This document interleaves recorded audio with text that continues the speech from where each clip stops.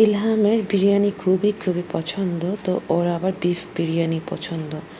তো চিন্তা করলাম আজকে ইলহামের জন্য বিফ বিরিয়ানি করব আর অন্যদের জন্য চিকেন বিরিয়ানি করব। তো আমি একটু অন্য স্টাইলের চিকেন বিরিয়ানি করে নিচ্ছি।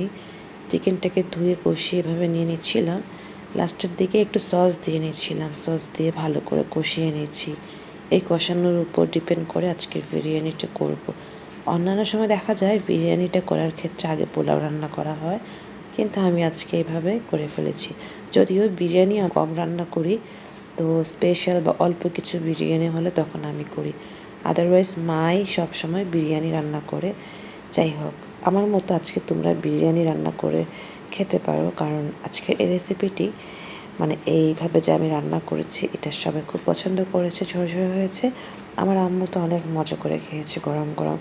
তো তোমরা চাইলে এভাবে মাংস কষিয়ে নিয়ে তারপর পোলার চাল ধুয়ে পানি ঝরিয়ে ছেড়ে দিতে পারো। আর নর্মালি বিরিয়ানি রান্নার ক্ষেত্রে যা যা মশলা লাগে সেটা তো দিবেই।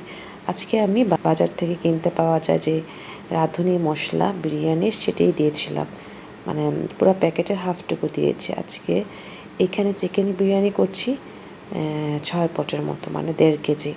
যাই হোক, আমি একটু বেশি করে নিচ্ছিলাম, কারণ কি যে বাচ্চারা খুব পছন্দ করে 2 দিন রেখে খেতে পারবো, ওইভাবে চিন্তা করে রান্না করে নিয়েছিলাম। এবার আমি পানি ঢেলে দিয়েছি, গরম পানি। চিকেন এবং আলু একসাথে দিয়ে কষিয়ে নিয়েছিলাম, ব্যালেন্সটা খুব সুন্দর ছিল। যাই হোক, কিছুক্ষণ নাড়িয়ে চাড়িয়ে লবণ দেখে নিয়েছিলাম, তারপর ঢাকনা দিয়ে ঢেকে রেখেছিলাম। 7 থেকে 8 মিনিট আমি ঢেকে দমে রান্না করে নিয়েছিলাম।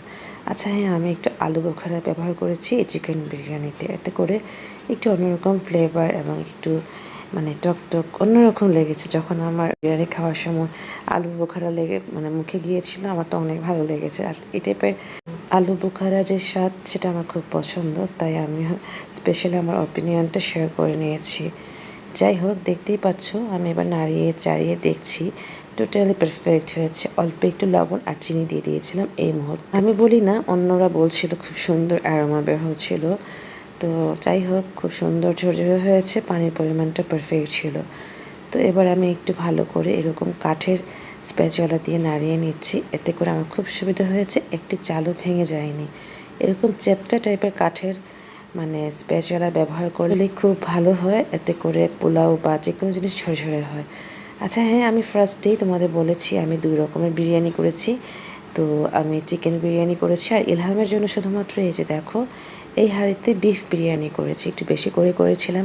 তাছাড়া ও বিরিয়ানি খুব পছন্দ করে, ওই চিন্তা করে ওভাবে করে রান্না করে রেখেছি, যদি লাগে যখন খেতে ইচ্ছে করবে আমি ওভেনে গরম করে দিব। ওভাবে চিন্তা করে আজকে সব খাবার এভাবে রান্না করে নিয়েছি। আর